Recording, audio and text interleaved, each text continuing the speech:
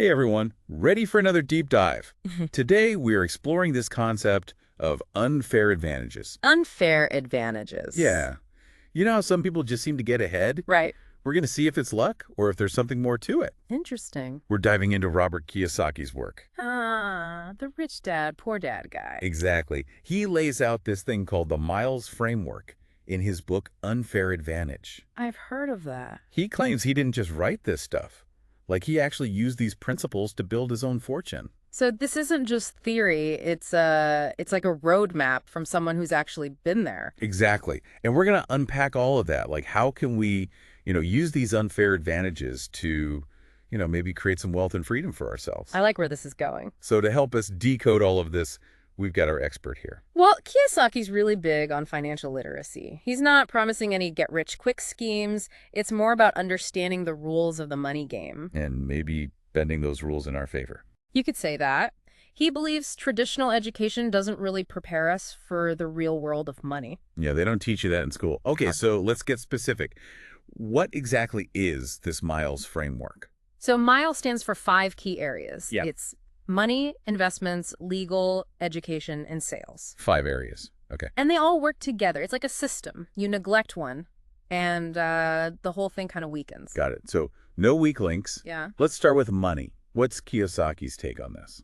Okay, so he has this interesting argument about the U.S. dollar. Okay. He says since 1971, it hasn't been backed by gold, Right. It's essentially debt. The dollar is debt. That's his point. And this benefits people who owe money. Really? Yeah, but it hurts those who just save. Wait, so most people think debt is bad, Exactly. but he's saying it can be an advantage. He actually claims he U.S. debt.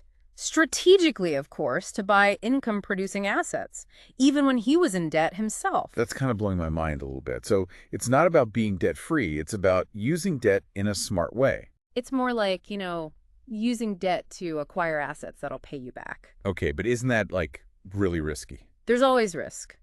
But Kiyosaki says financial education, that's key why to managing it. So the E in Miles is really important here, Exactly. He says most people get trapped in what he calls bad debt. like credit card debt. Exactly. And it makes them slaves to earning more and more. So how do we use good debt then? Carefully. Very carefully.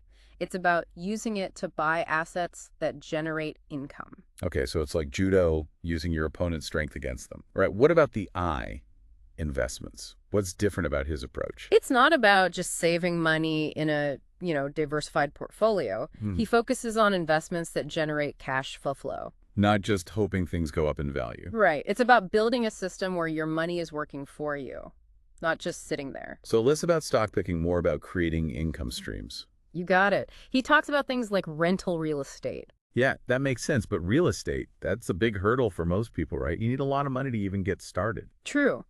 But he argues that lack of capital is often an excuse, not a real obstacle. Okay, how do you get around that then? He suggests starting small, maybe with a multifamily property, learn as you go. He actually used his military benefits to buy his first property. While he was still serving. Yeah. See, it's about finding creative ways to break into these areas, even if you don't have a ton of money up front. Okay, I see. So it's possible. What about the L, legal? What's the unfair advantage there? This is about using legal structures to protect your assets and minimize your taxes. So it's not about evading taxes, it's about legally optimizing how you pay them. Exactly. Kiyosaki argues that tax laws often benefit business owners and investors, and understanding those laws can give you a big advantage. Okay, can you give an example? Sure, he talks about depreciation on real estate. You can deduct a portion of the property's value every year, even though it might be going up in value. Wait, so the government's basically giving you a break on something that's gaining value. Yeah, and most people don't even know about it or how to use it. He asks, are you missing out on these legal tax advantages? Wow, okay. You've got my attention now. This is starting to make sense. What's next? E for education, and this is huge E for Kiyosaki. Like going back to school, getting another degree. Not necessarily. It's about continuous learning, especially financial literacy. He's really big on that because he believes traditional education just doesn't cut it. So the more you know about money, the more of these unfair advantages you can find and use. Precisely. He even talks about these 3 laws of compensation that his rich dad taught him. Okay, I'm intrigued. What are these laws of compensation? All right, so the first one is the law of reciprocity. Reciprocity, okay. It's the idea that when you give value to others, more value comes back to you. Okay, but how does that apply to money? That sounds more like a life philosophy. Well, Kiyosaki believes it's key to financial success, focusing on creating genuine value for others, whether it's through your products or services or even your investments. So it's about shifting from a scarcity mindset to more of an abundance mindset. That's a great way to put it. And it ties into his emphasis on building real relationships and networks. He believes that strong network with like-minded people can open up all sorts of opportunities. Makes sense. You scratch my back, I scratch yours, kind of. All right, what about the second law? That's the law of compounding education. Continuous learning, it creates exponential growth in both your knowledge and your wealth. So the more you learn, the more you can earn. Exactly. He believes that knowledge, especially about money, it's like a powerful tool. To unlock those opportunities, this is starting to feel less like unfair advantages and more like taking charge of your own financial future. And that's empowering. What about the third law? Lay it on me. That's the law of assets by liabilities. He's always stressing the importance of building income-generating assets, so you can afford the things you want without relying only on your income. Okay, that reminds me of the money part of Miles. It's about shifting your mindset from earning to owning, from working for money to having money work for you. Precisely. He uses this great example about how he and Kim bought their Ferrari. They didn't just spend their income on it. How'd they do it then? First, they acquired assets that generated enough cash flow to cover the cost. He argues that most people just buy liabilities that they think are assets, and it traps them in this cycle of working just to pay for things they can't really afford. Okay, I can see how that happens. So this third law is all about prioritizing assets that generate income and avoiding those liabilities that drain your resources. But how do you actually identify those assets? Well, that's where things get really interesting. Kiyosaki categorizes assets into 4 main quadrants. Oh boy, 4 quadrants. This is getting a little complex. Maybe we should unpack those in part 2 after we've had a chance to digest all of this. That's a good idea. We've covered a lot already. This is a lot to think about. So for everyone listening, stay tuned because we're just getting started. Welcome back. So right before the break, we were about to dive into these 4 asset quadrants, remember? The ones that Kiyosaki talks about. These can help you figure out which assets really match your strengths, and your goals. Okay, yeah, this is where we get into the actual doing part, building those income-generating assets. Let's unpack these quadrants. All right, so he labels them E, S, B, and I. E, S, B, I. And each letter represents a different approach to making money. Exactly. So E stands for employee. This is where most people are. The 9-to-5 world. Trading time for a paycheck. Right. Then there's S for self-employed or small business owner. Okay, so your own bias, more control, but more responsibility too. What about B? B stands for business owner. But this is different from S, you see. This is someone who owns a system, a business that runs without them needing to be there all the time. Ah, so this is where passive income comes in.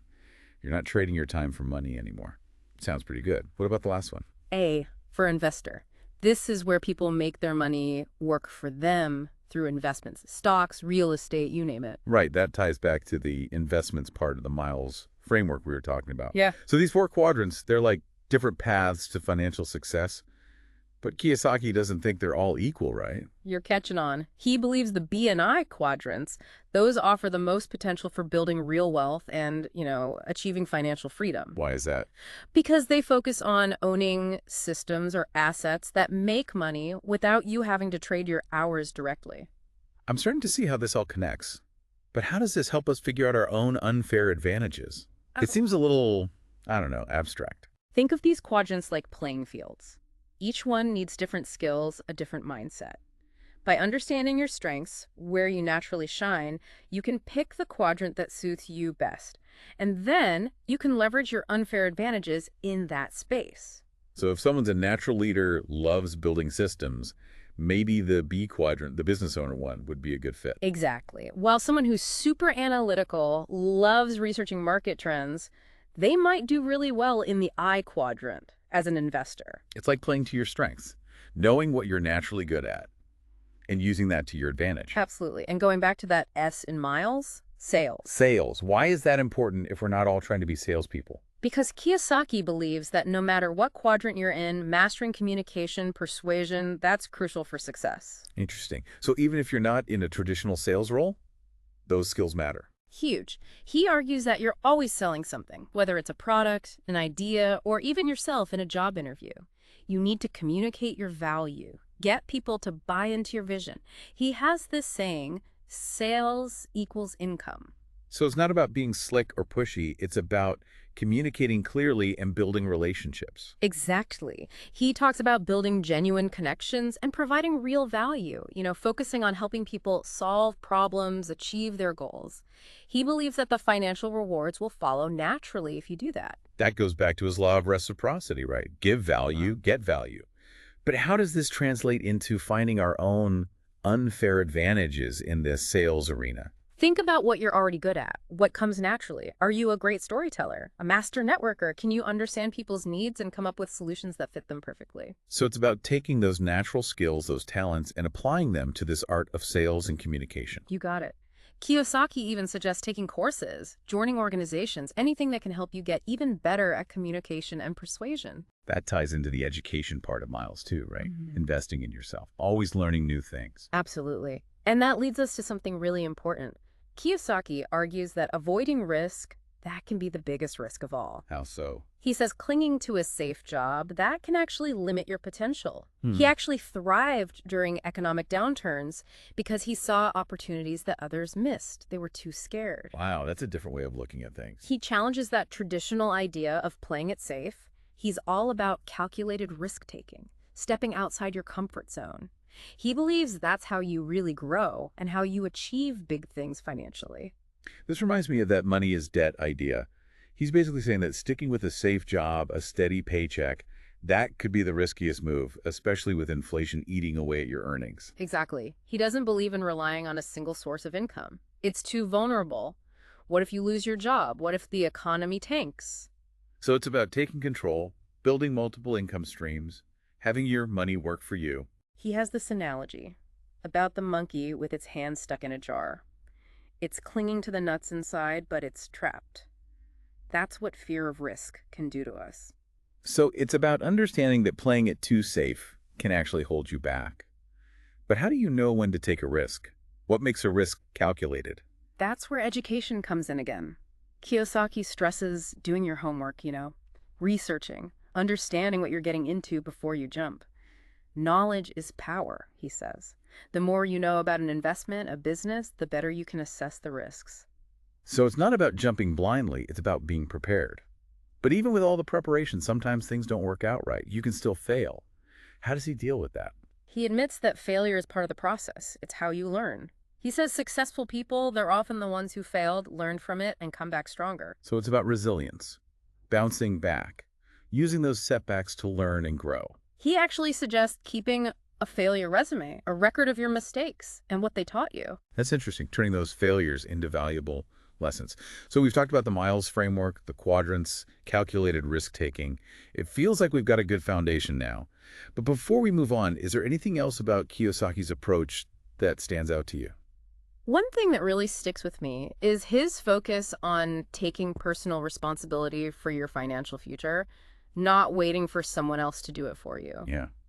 It's about realizing that you have the power to create your own financial success. He doesn't want you to rely on the government or your employer to take care of you.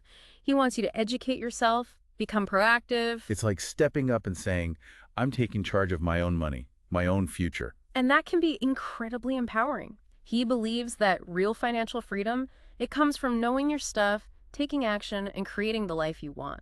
This has been really eye-opening. We've covered a lot, but we're not finished yet. All right, so we've spent the last two parts digging into this Miles framework, these 4 quadrants, and even, taking risks. But how do we actually make it happen? I'm ready to get out of theory land and into the real world. Action is key. Remember those 5 elements of Miles: money, investments, legal, education, sales. They're all connected. It's not enough to just focus on one, like just investing, and forget about the others. Right, it's like a recipe. You can't just chuck in a bunch of ingredients and hope for a cake. Exactly. You got to follow the recipe, make sure it all works together. You could have the best investment strategy in the world, but if you're messing up the legal stuff, not thinking about taxes, you could be losing a lot of your gains. So it's about being holistic, understanding how each part contributes to the bigger picture. So where do we start? First step. Honesty. Kiyosaki says, know where you stand financially. Not compared to anyone else, but just a clear picture of your income, expenses, what you own, what you owe. It's like you can't manage what you don't measure. Exactly. Once you have that clear picture, then you can start setting some goals. Financial goals. What do you want to achieve? Retire early. Financial independence. Build a business. Have that dream, right? Exactly. Clear goals, that's what guides your actions, keeps you focused. So know where you are and know where you want to go. But setting those big goals can be intimidating. How do you even start? Kiyosaki says, start with the end in mind. Imagine you've already achieved those goals. What does that look and feel like? It's like creating that vision board, but for your finances. Right. And then break those big goals down into smaller steps. What can you do today, this week, this month to get closer to that vision? So it's like a roadmap, a step-by-step plan to get to your financial destination. But let's be real. Things happen. Life throws curveballs. How do you deal with those setbacks, the unexpected stuff? You adapt. You become resilient. Kiyosaki says setbacks are going to happen. It's guaranteed. But it's how you react to them that determines your success. That growth mindset thing again, right? Seeing those challenges as opportunities to learn. Exactly. He says those setbacks, they're feedback. They teach you something. He even suggests keeping a failure resume, a record of your mistakes and what you learned from each one. That's pretty cool, turning those failures into, like, data points. But even with the best plan, a great mindset, you still got to keep learning, right? What's next in terms of education? Keep learning. It never stops. He stresses that financial education, it's a lifelong thing. It's not like you go to one seminar or read one book and you're done. You got to keep seeking out new knowledge, refining your understanding of how money works. Just like those laws of compensation his rich dad taught him. Right. And there are so many ways to keep learning. Read books, listen to podcasts like this one, go to workshops, find a mentor. It's about finding what works for you. So it's like curating your own financial education. And don't forget about the power of community. Surrounding yourself with like-minded people, those who are also on this path to financial growth, can provide support, encouragement, and share their insights with you. Absolutely. Kiyosaki's a big believer in finding mentors, networking with people who are already successful in the areas you're interested in. Learn from the best. Tap into that collective wisdom. But even with all that, taking action can be scary. Doubt can creep in. How do you overcome those internal obstacles? Kiyosaki gets it. Fear is normal, but he doesn't want you to let it stop you. He says courage isn't the absence of fear. It's doing what needs to be done, even though you're scared. So it's like when you feel that fear, it means you're pushing yourself, going outside that comfort zone. That's where the magic happens. Right. He says change your view of fear. Don't see it as a bad thing. See it as a sign that you're on the right track, that you're about to do something great. It's about shifting that mindset from fear to growth. But even with the best intentions, sometimes procrastination wins. How do you stay motivated? Keep the momentum going. Find your why. What's driving you to achieve this? What's the deeper reason behind these goals? So connect with those emotions. When you have that strong why, it's easier to push through. He also says, celebrate your wins, even the small ones. Acknowledge your progress. Give yourself credit. It's like giving yourself little rewards along the way. It helps keep the motivation high. So we've really dug deep into this, from the theory to the practical stuff. As we wrap up, what's the one thing you want our listeners to take away? Kiyosaki's Miles framework, it's not a magic formula. It's a mindset shift. It's about understanding how money really works, finding your strengths, and using them to build the life you want. It's about empowerment, taking action, being resilient, and knowing that you have the power to create your own financial success story. So keep learning, keep growing, and keep diving deep.